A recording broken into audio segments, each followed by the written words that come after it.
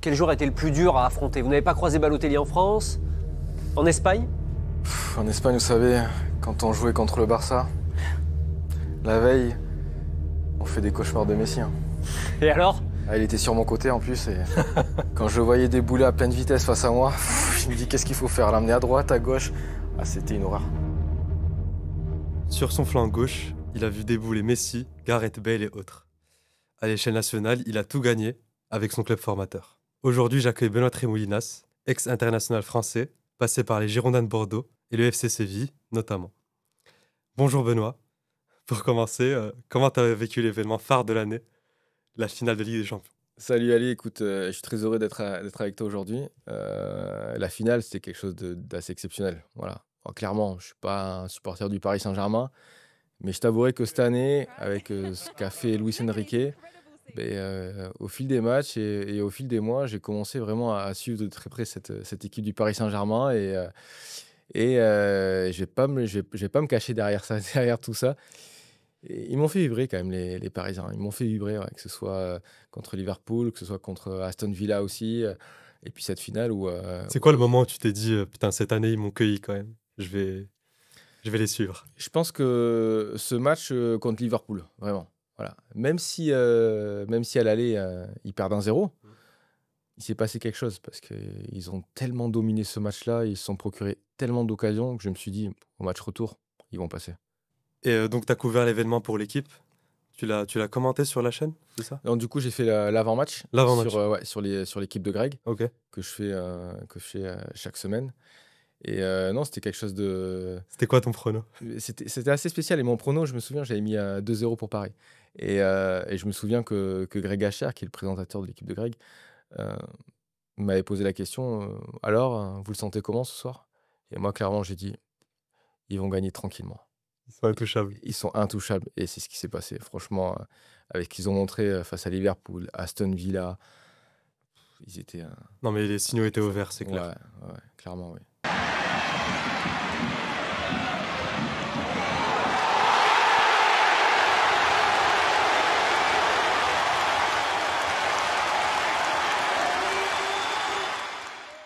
Rentrons dans le vif du sujet, le poste de latéral gauche. Première question, est-ce que tu as toujours voulu jouer à ce poste depuis que t'es jeune?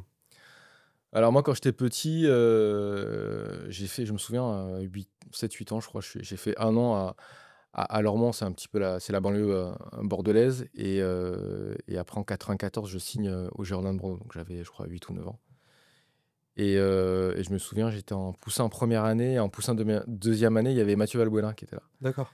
Et, euh, et, euh, j'étais en poussin B à l'époque, parce que les premières années étaient en B. Et au fil des mois, je suis passé avec les deuxièmes années, dont Mathieu Valbuena, et je jouais attaquant avec lui à l'époque. Et ça a Ah oui. duré jusqu'à 12-13 ans. Et puis après, Il c'est était vrai bon, qu'il Mathieu? Il était bon. était très fort. Il gagnait quand on faisait les tournois de foot, que ce soit en salle ou sur herbe, il gagnait tous les titres de meilleur joueur. C'était incroyable. Il était vraiment au-dessus. Quand on était petit, vraiment, vraiment au-dessus. Et c'est vrai qu'à 12-13 ans, je jouais toujours devant, mais il me manquait un petit peu de puissance, un petit peu de vitesse, petit gabarit. J'étais beaucoup plus petit que les autres à cet âge-là. Et du coup, on m'a reculé de poste. Je suis passé milieu, puis latéral gauche.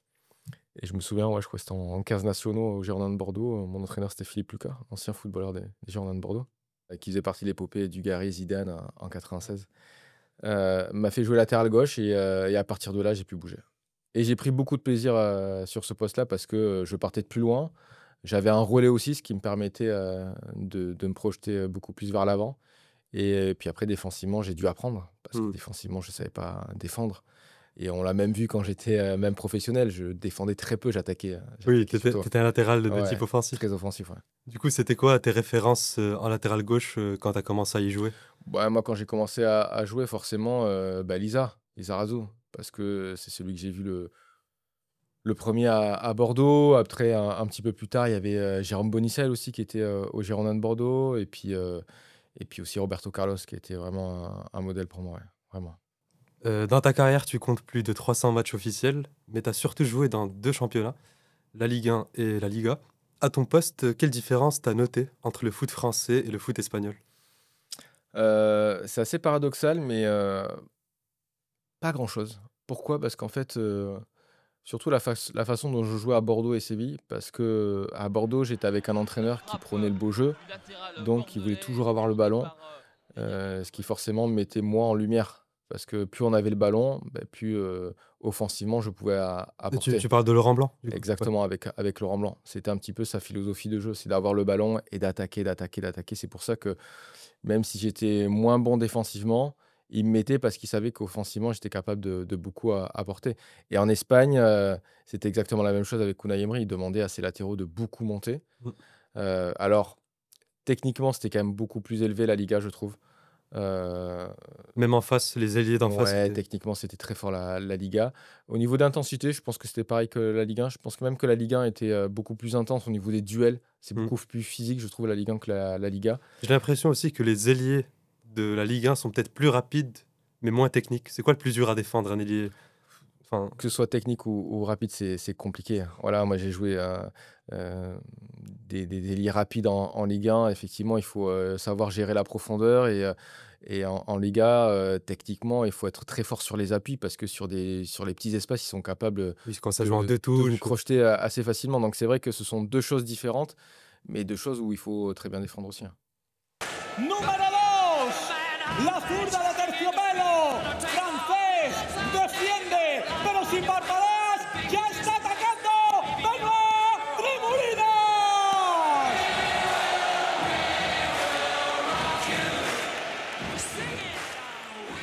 En 2014-2015, tu remportes l'Europa League avec Séville.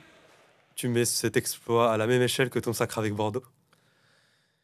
C'est vrai que ça reste une Coupe d'Europe, mais clairement, pour moi, le titre de champion de France, c'est le plus important avec les Girondins de Bordeaux parce que c'est mon club formateur. Je suis né à Bordeaux, j'ai grandi à Bordeaux. Je suis arrivé, j'avais 8 ans ou 9 ans aux Girondins de Bordeaux, donc j'ai vraiment grimpé toutes les échelles, quoi. Donc forcément, ça reste un titre assez exceptionnel pour moi. Euh, En plus, tu le remportes assez jeune. je le remporte assez jeune et puis un titre de champion de France, c'est dur. C'est toute la saison. À l'époque, on était en concurrence avec Lyon et l'OM et Lyon, c'était le grand Lyon de l'époque. Oui. Donc sur la saison, c'est compliqué d'être champion de France. C'est dur. Il y a beaucoup de matchs. Il faut toujours être concentré chaque week-end. Donc forcément, oui, ce titre de champion de France. Après, l'Europa League, ça reste quelque chose d'exceptionnel, bien sûr. Mais je mettrai quand même ce titre de champion de France en premier. Ouais. Pour cette Europa League, quand même, tu joues tous les matchs à élimination directe. L'entraîneur est Unai Emery, comme tu l'as dit tout à l'heure. Quel souvenir tu gardes vraiment de cette épopée?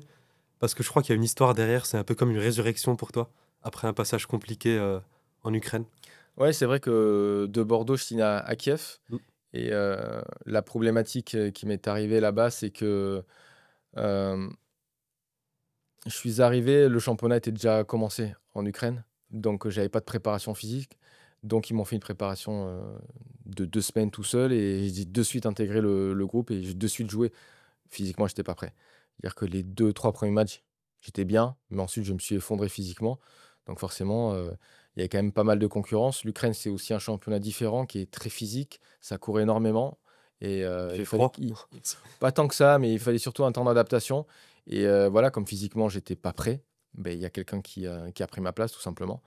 Et en décembre, j'ai demandé à mon agent, voilà, j'ai besoin de temps de jeu. Je crois qu'il y avait la Coupe du Monde 2014. Mhm. Et du coup, je suis parti en prêt 4 mois à Saint-Étienne. Je me suis refait un petit peu la cerise. J'avais été dans les réservistes pour la Coupe du Monde. Ouais. Et ensuite, effectivement, je reviens à Kiev, un nouvel entraîneur qui veut me faire jouer, qui veut me faire confiance. Mais à ce moment-là, il y a Séville qui arrive. Séville qui venait de remporter une Europa League face à, je crois, à Benfica, à Mm. Turin. Donc voilà, ça ne pouvait pas se refuser, Séville. Donc je suis parti effectivement à Séville. Et la première année, oui, j'ai pris beaucoup de plaisir à Séville avec Unai Emery. J'ai beaucoup appris tactiquement. C'était très dur physiquement, les entraînements. Mm. Il en demandait énormément. Et c'est vrai que la deuxième année, physiquement, avec mon genou, je me suis effondré. On en reparlera un petit peu plus tard. Mais Ouais. ça a été forcément le début de la fin et très compliqué à vivre. Ouais. En ce moment, il y a un joueur qui est inarrêtable à droite, c'est Lamine Yamal. Je pense à Di Marco qui a vraiment souffert contre lui aller-retour, qui est carrément sorti du terrain à un moment en se faisant dribbler. Ouais. Quand tu le regardes jouer, bon, t'as dit que t'étais pas un défenseur de métier quand même, Ouais. mais Est-ce que des fois tu te dis comment tu ferais? Comment tu... Honnêtement, je sais pas. Quand j'étais à Séville, j'avais Messi en face de moi. Ouais. C'était un cauchemar. C'était un cauchemar parce qu'en fait, le mec, il était capable d'aller à gauche, d'aller à droite.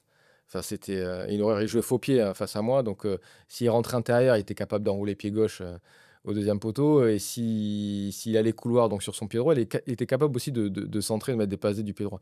Il était impossible à jouer, Messi. Et c'est vrai que Yamal, il y a quelques similitudes. C'est pas le Ouais, même c'est genre différent. de jeu. Yamal, il peut être aussi plus direct parce qu'il va très très vite. Mais sur les appuis, c'est exceptionnel. Je pense que pour défendre face à lui, il faut être à deux. Ouais. Moi, je me souviens, à chaque fois quand on jouait contre le Barça, on le travaillait la veille à l'entraînement, on demandait au milieu défensif, à l'époque c'était Stéphane Mbia et Krikoviak, soit l'un, soit l'autre, de venir avec moi pour faire une prise à dos, pour essayer de l'enfermer et d'être assez agressif pour lui. Mais vous savez, dans le match, tu sais comment ça se passe. Il suffit que Jordi Alba il te mette une transversale à l'opposé, tu te retrouves en 1 contre 1 face à Messi, et là, s'il commence à prendre de la vitesse, c'est mort. Honnêtement, c'est compliqué. Mis à part faire faute, c'était très compliqué de défendre face à lui. En plus, Messi, il avait ce côté où il jouait aussi dans l'axe et il repiquait à droite. Yamal, j'ai l'impression qu'il colle un peu plus la ligne. Donc, Ouais, Yamal, il colle la ligne, et puis pareil, il est capable de rentrer intérieur, de frapper et d'enrouler pied gauche. il a l'extérieur du pied en plus. Exactement, il est capable aussi d'aller dans le couloir, et au lieu d'utiliser son pied droit, il utilise l'extérieur pied gauche. On l'a vu plusieurs fois, notamment sur le dernier Classico, où il a mis un extérieur de fou pour Rafinha. Ouais. Et ouais, ce gamin, il est ultra doué. Voilà, je pense que s'il ne se blesse pas, à mon avis, il va gagner beaucoup de ballons d'or. Ouais, bah, tu donnerais à qui le ballon d'or cette saison si on devait arrêter la saison Je maintenant? pense que cette saison, Ousmane Dembélé a un petit peu d'avance, D'accord. clairement. Il a la chance d'avoir la Coupe du Monde des clubs. Yamal, non. Pour l'instant, c'est pas ce que ça vaut, cette Coupe du Monde des clubs. Mais je pense que malgré tout, il va y avoir une certaine ferveur parce qu'il y a quand même beaucoup de clubs. Ça va être bien organisé aux États-Unis. Et il y a aussi ce match jeudi face à l'équipe de France. Voilà, on va pas dire que c'est un match dans le match, mais voilà, on peut gratter quelques points aussi sur Oui, ce genre de match. c'est le timing du match qui... Exactement. Depuis quelques années, enfin depuis plusieurs années même, le profil des latéraux a changé. On a tous remarqué ça en tant qu'amateurs du foot, avec des latéraux un peu plus stock, un peu plus sûrs derrière. Est-ce que pour autant tu trouves que le poste perd de son essence, toi qui étais un latéral à vocation offensive? Le football change chaque année, chaque saison. Et je l'ai même dit hier soir à l'émission à l'équipe. Je pense que même cette année, il va y avoir un tournant dans le football. Parce qu'en fait, on se rend compte que les deux équipes qui étaient en finale sont deux équipes avec 11 joueurs sur le terrain. Alors 10 sans compter le gardien. Qui courent, qui font les efforts les uns pour les autres, qui tactiquement sont très forts, savent exactement où se situer par rapport à On l'a moins vu du côté de l'Inter, mais... l'accent. Mais ce que je veux dire, c'est que l'Inter, ils ont quand même malgré tout réussi comme ça. Oui. Et on l'a vu, le Real, lorsque vous avez deux joueurs qui ne font pas les efforts, là c'était le cas avec Mbappé et Vinicius, Oui. tu peux pas gagner des matchs. Même si tu as des joueurs qui ont un talent monstre, aujourd'hui, le nouveau football, ça ne fonctionne pas parce que physiquement, tout le monde est opérationnel. Et malgré tout, sur cette finale, on a quand même vu deux équipes avec des latéraux qui jouaient très haut. Que ce soit Kimi, que ce soit Mendes, Dumfries, Di Marco. Donc peut-être que ça va revenir. D'accord. Et tu l'espères en tant que... Oui, bien sûr, moi, Etc. c'est le jeu que j'aime. Et d'ailleurs, pourquoi on s'est régalé sur cette Champions League? Parce que sur les derniers matchs, c'était des équipes qui jouaient, qui n'avaient pas peur d'attaquer. Même s'ils en prennent deux, ils sont capables d'en marquer 3 ou 4. C'est ça le football, c'est ça le football qu'on aime. Pour faire une petite pause, on va jouer un petit jeu. Je vais te proposer une série de latéral vs ailier et tu me diras à chaque fois qui sortira vainqueur du duel selon toi. D'accord. Alors, pour commencer, on va vérifier si t'es honnête. Toi vs Ousmane Dembélé. Moi? Oui. Ah non, Dembélé, il est trop fort. Après, vu qu'il n'est pas latéral, enfin il n'est pas gaucher pur, il a moins ce côté faux pied. Ouais, mais le problème de que tu peux Dembélé, craindre, ouais. c'est qu'il... Non, au contraire. Il est capable de frapper pied gauche comme pied droit. D'accord. C'est une horreur. Hein. Lorsque vous êtes défenseur, d'avoir un mec comme Dembélé, c'est une horreur. Non, il est vraiment très fort. Ashley Cole vs Gareth Bale. Ah, je dirais... Alors, ça dépend si c'est le Gareth Bale de Tottenham ou le Gareth Bale du Real. Ah, je dirais quand même Gareth Bale. Roberto Carlos vs Robben. Ah, je dirais Robben quand même. J'ai l'impression que les ailiers vont gagner à chaque fois. Ouais. C'est horrible quand t'es Ouais, latéral. c'est horrible parce que Robben, dans le duel, il était trop fort. Walker vs Vinicius. Walker. On l'a vu, Ouais. quand l'équipe de France a joué contre l'Angleterre là, à l'Euro, on avait vu que même Mbappé avait eu du mal à passer Walker. Et Walker Ouais. quand il était au top. Ouais, Koundé vs Leao. Koundé. Hakimi vs Ribéry. C'est dur parce que j'aime les deux joueurs. Les deux joueurs sont très très forts. Ribéry m'a fait rêver et Hakimi en ce moment me fait rêver aussi. Et je dirais égalité. Joker. T'en as droit à un seul. Lizarazu vs Mahrez. Ah, Lisa dans les duels était fort. Même Ouais. si Riyad il est très fort dans le 1 contre 1. Mais Lizarazu c'était un teigneux, il était dur à passer. Abidal vs Saka. Abidal aussi. Il était très bon offensivement, mais défensivement il était très fort d'ailleurs. C'est pour ça qu'il a joué au Barça. Oui. Il était capable de faire les deux. Carvajal vs Hazard. Hazard de Chelsea. Oui, effectivement. Ok. Ça va, finalement, ça s'est rééquilibré. Tu te souviens, d'un attaquant droit contre qui t'as vraiment galéré?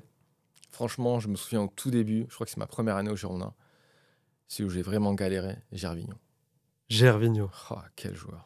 C'était une horreur. Il joue à Lille, c'est ça? Ouais, il jouait à Lille, mais moi j'avais joué contre lui au tout début au Mans. Ok. C'était son premier club au Mans. Et je me souviens la première année, il rentre, je crois, au bout de. Il restait 20 minutes, 25 minutes de jeu. Il rentre. C'était une fusée. Ah ouais, une horreur. Je me dis, mais c'est qui lui? J'étais fatigué. Avec C'était ses tresses là. C'était ma première année pro. Voilà, je crois que c'était mon premier match en plus. Et je le vois rentrer. Ouah, ça a été une horreur. J'ai dit, mais c'est qui lui? Ouais, il m'a fatigué pendant toute la fin du match. C'était une horreur. Parce Ouais. qu'on me dit pas souvent ça, mais les latéraux sont rarement remplacés. Mais du coup, ils jouent contre deux ailiers différents, souvent. Exactement. C'est pour ça que c'est toujours compliqué pour un latéral. Parce que on peut faire le job pendant 60 minutes et avoir éteint Ouais. son vis-à-vis. Et attends, il y en a un autre sur le banc qui arrive, qui est frais, qui va vite. Oh là, c'est dur. C'est horrible. Ouais, c'est horrible. C'est horrible. Quand tu vois que City sortent Foden pour faire entrer Doku, Ouais, c'est n'importe quoi. C'est n'importe quoi. Et deux, est-ce qu'il y en a un contre qui t'as vraiment géré et qui est fort? Perf dont t'es fier, quoi. Ah oui, c'est vrai qu'avec Bordeaux, on avait joué contre le Paris Saint-Germain. J'avais Cessignon à l'époque qui était un sacré joueur et j'avais bien pris. Ouais, je me souviens, c'était à Bordeaux. Ouais, Il était très technique. ouais, était Ouais. très technique, assez puissant, mais ouais, j'avais bien tenu. Ouais. Selon toi, aujourd'hui, qui est le meilleur latéral gauche au monde et pourquoi? Meilleur latéral gauche au monde. Je pense qu'il n'y en a pas un qui sort du lot. Moi, je peux en dire un. Je trouve Ouais. que Baldé sort du lot, personnellement. C'est vrai que Baldé est pas mal, mais ça manque un peu d'expérience par moment. Ouais. Moi, je trouve que j'aime beaucoup Mendes à Paris, mais pareil, de temps en temps, il a quelques oublis, tu sais, sur le Ouais. replacement défensif et tout.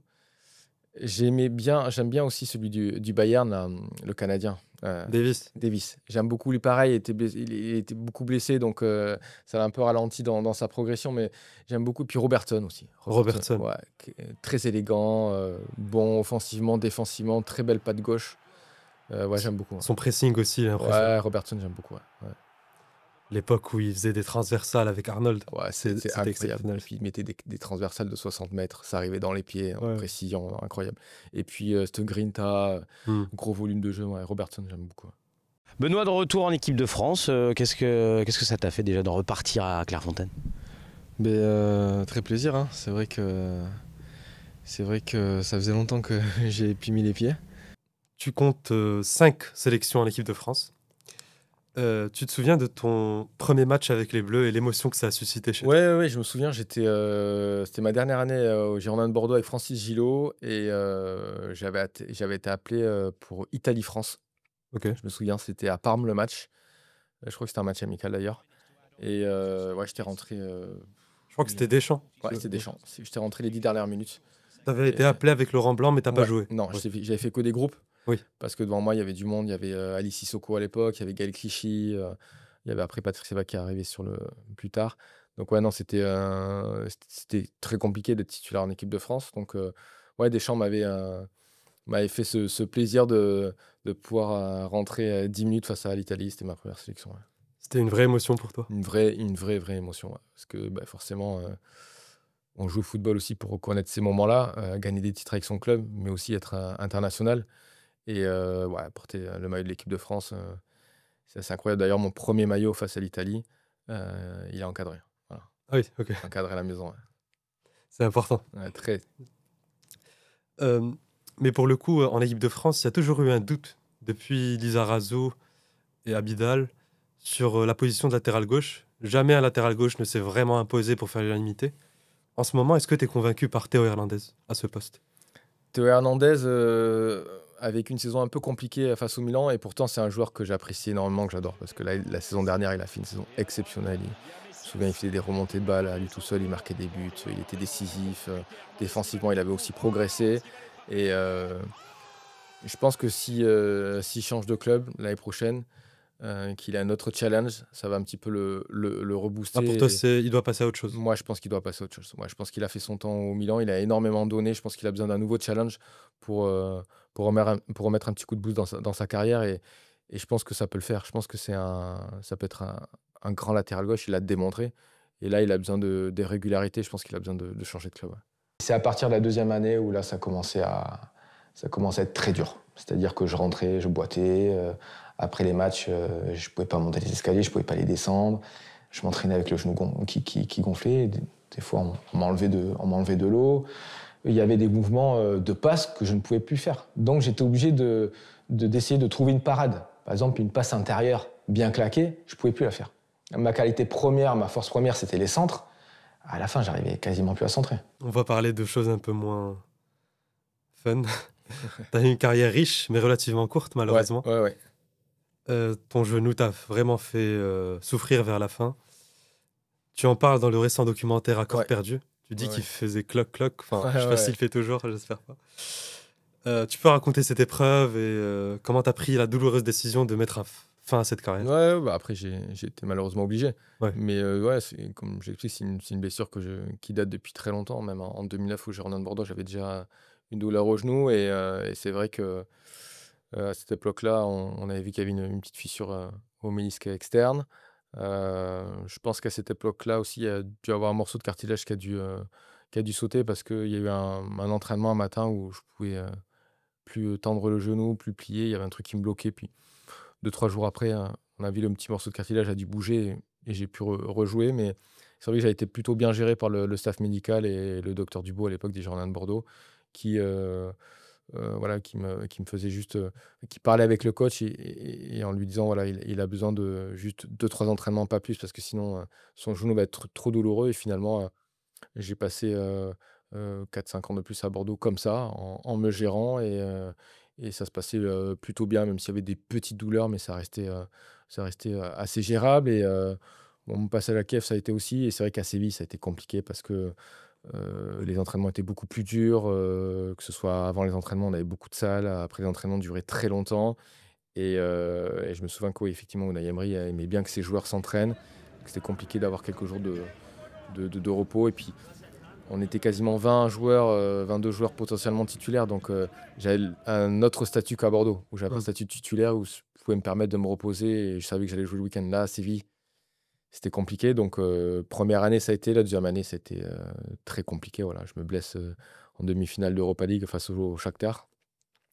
Et voilà, c'était une saison compliquée, où j'ai expliqué dans le documentaire, où j'ai fait énormément d'infiltration sur une année. Et puis après, voilà, cette demi-finale, je sens que mon ménisque se déchire, effectivement. Le lendemain, on fait une IRM, des ménisques déchirés. Et puis, quand je me fais opérer, on voit qu'il n'y a plus de cartilage aussi. Donc, j'ai fait une opération, 2 opérations. Et j'ai pas pu, malheureusement, j'ai pas pu revenir. Une fin de contrat avec Séville, je rentre à Bordeaux. Donc, j'essaye de me soigner, mais j'ai tenté une 3e opération vraiment pour le quotidien, parce que j'avais tellement mal que même au quotidien, j'avais mal. Et puis, il fallait aussi penser à l'après-football.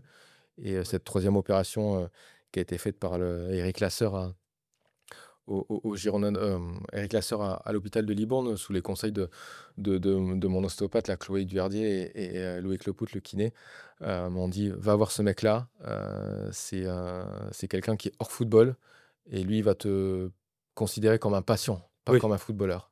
Et c'est vrai que grâce à ces 2 personnes, voilà, Chloé et Loïc, je suis allé voir ce chirurgien, Eric Lasseur, qui a tenté une opération. Ça a pris beaucoup de temps, la rééducation, quasiment 1 an et demi, 2 ans pour plus avoir de douleur, mais il a réussi à changer mon quotidien et grâce à lui, aujourd'hui, voilà, je peux faire du paddle, je peux courir, je peux jouer avec les enfants. Donc voilà, c'était important. Ça a été dur aussi d'annoncer ma fin de carrière parce qu'on espère toujours, on repousse. Parce que t'aimes le foot, Parce qu'on aime le foot et on aime le challenge. Mais après, au bout d'un moment, quand on se lève tous les matins et qu'on a mal et qu'on doit qu'on prend des anti-inflammatoires 3 fois par jour, au bout d'un moment, c'est plus viable. Donc, il a fallu prendre une décision. C'est une décision difficile parce qu'on arrête le football tôt. Même lorsque j'ai pris ma décision, je crois que j'avais 32 ans, je crois, Ouais. quelque chose comme ça. Mais finalement, on se rend compte que mon dernier match, je l'ai vécu à 30 ans et demi. C'est quand même assez jeune, ouais. Mais du coup, t'en veux au foot moderne d'imposer une compétition Ouais, si intense. j'en ai voulu à Unai Emery parce que Unai Emery. ouais, j'en ai un petit peu voulu parce qu'effectivement, à l'époque, par moment, je me demandais des séances d'entraînement où je pouvais rester en soins et puis lui me disait non, il faut s'entraîner, c'est important et tout. Et je sentais que mon genou, il s'abîmait de jour en jour. Et puis après, toutes ces infiltrations aussi que j'ai faites. Après, voilà, il y a une concurrence aussi qui est là, donc vous avez envie de jouer. Donc, il y a des contrats aussi qui sont derrière. Donc, voilà, vous faites les infiltrations. Je n'ai pas non plus été forcément conseillé sur tout ça. C'était vraiment des choses qui ont été faites à l'instant T, quoi. Mais C'est donc, dû aussi au poste de latéral qui est peut-être le plus athlétique dans le ouais, foot. ça demandait énormément d'efforts. Et puis moi, je centrais énormément, donc mon genou était énormément. Ah oui, le centre abîme le genou. Je sais pas, mais en tout cas, moi, je centrais énormément, quasiment plat du pied. Donc c'est vrai qu'il était énormément sollicité. Peut-être que c'est ça. Je sais pas. Mais en tout cas, voilà, mon genou était abîmé. Et Parce que tu comptes, je crois, 35 passes décisives. ouais, en club. ouais. Pas mal. Et c'est vrai que voilà, après avec voilà, le temps passe et j'en veux moins à Unai Emery. J'ai peut-être été assez dur aussi lorsque j'ai arrêté ma carrière. J'ai eu Des propos. j'ai eu des propos assez durs envers lui. Aujourd'hui, avec le recul, je tempère un peu plus parce qu'il y a une telle pression dans le club, une telle pression des résultats que forcément, l'entraîneur veut faire jouer ses meilleurs joueurs pour qu'il ait des résultats lui aussi. C'est un peu le problème aujourd'hui, c'est qu'il y a un problème économique. Enfin, c'est pas un problème, mais il y a ce contexte économique qui fait que par moment, on pousse un peu les joueurs. Et j'ai peut-être pas eu le cran à l'époque de dire non, j'arrête, je peux pas. Ouais. Voilà. Si vous voulez me mettre une amende ou si vous voulez. Non, je dis non, je peux pas. Et j'ai peut-être pas forcément eu le cran de dire non. Et j'aurais peut-être dû dire non. Et c'est ça qu'il faut faire prendre conscience aux jeunes, c'est que oui, il y a des échéances, oui, il y a des contrats. Mais voilà, je pense que peut-être que si j'avais Oui, parce que toi, à cette époque, tu pensais à l'euro, tu pensais à plein de trucs. si j'avais peut-être su dire non, Ouais. peut-être que je jouerais encore aujourd'hui, peut-être. Avec des si on refait le monde, mais je pense que voilà, il faut savoir dire non à un moment donné. Il faut avoir des temps de repos. Il faut aussi écouter son corps. Voilà. Bah quand même, t'es un peu resté dans le milieu du foot, même après ta carrière.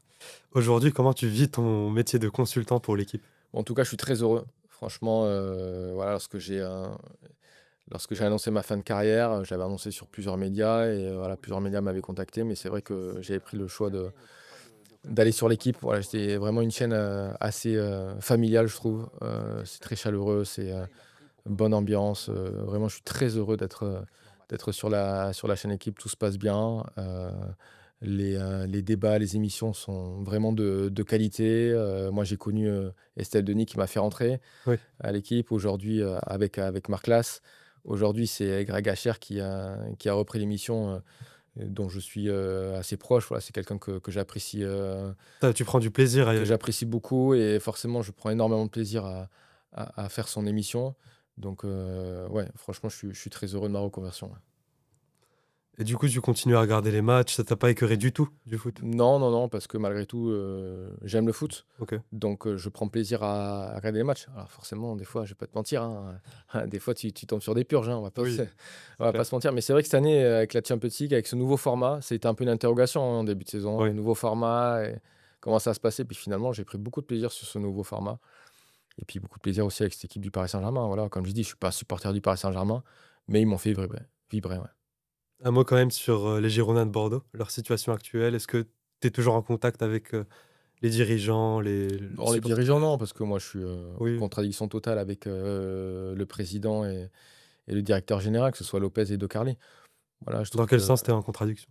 parce que moi, je cautionne absolument pas ce qui s'est passé. Voilà, ils ont mis une centaine de salariés sur le carreau, des investissements qui n'ont pas été bons. Donc oui, forcément, j'en veux beaucoup à ces gens-là. Mais voilà, il faut avancer. J'espère qu'il y aura un jour un repreneur et que Gérard Lopez quittera au plus vite les Girondins de Bordeaux. Merci Benoît d'être venu sur Radio Talk, c'était un plaisir. Merci à toi, Lia.